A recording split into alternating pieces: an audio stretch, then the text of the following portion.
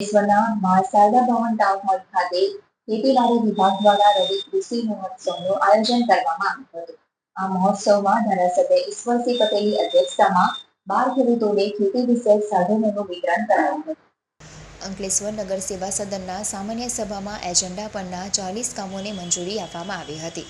જો કે બિસ્માર માર્ગના પ્રશ્ને કોંગ્રેસ દ્વારા વિરોધ નોંધાવવામાં આવ્યો હતો।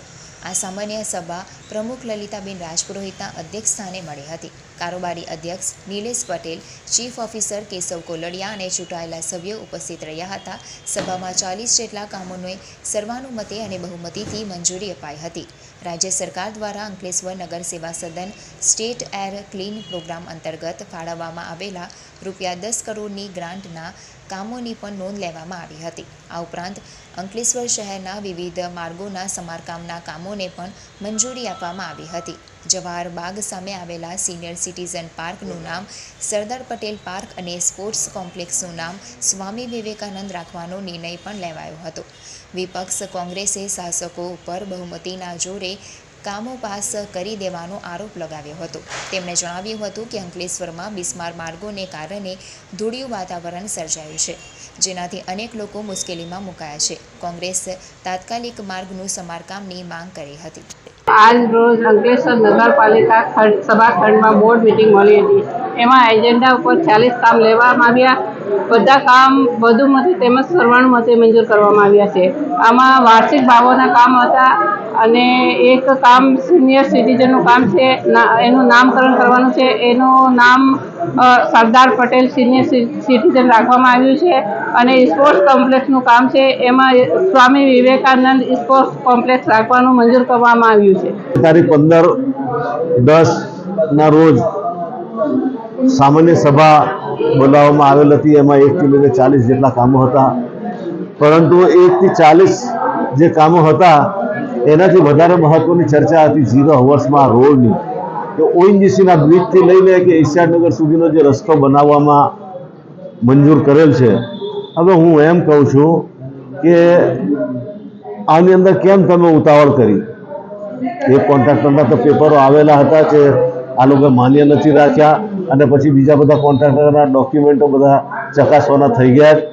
આની અંદર તો એવી વાતો થાય છે ગામમાં કે ભાઈ આની અંદર એડવાન્સ પર્સન્ટેજ લઈને કામ આપી દેવામાં આવેલ છે અને જે રીતે આ રોડ મિલરથી ઉખેડવાનો હોય એ ઉખેડો નથી, ઉપરથી સહેજ છોલી નાખેલો છે।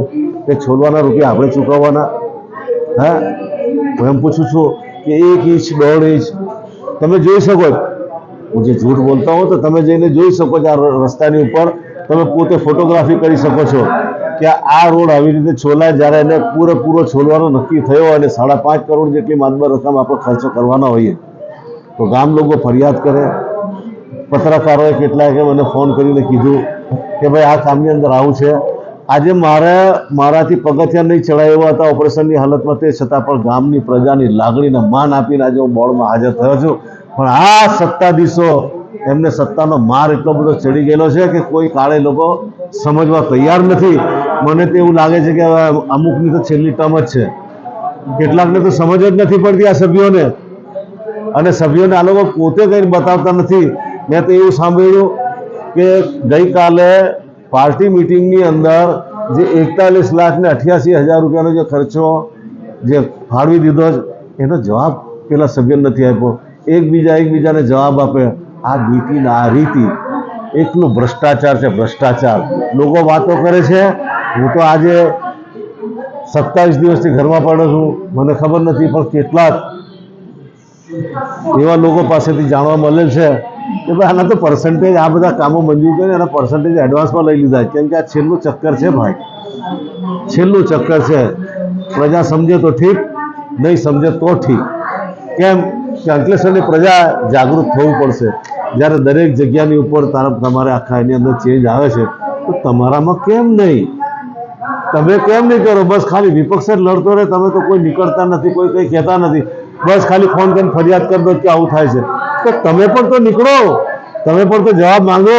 તમે એક વોટ આપેલો છે, તમે જે બટન દબાવેલો છે એ તમારો અધિકાર, તમે તમારો હક વાપર્યો છે અને એના રૂપે તમે અધિકારમાં તમે માંગણી કરો। નીકળો અને પૂછો।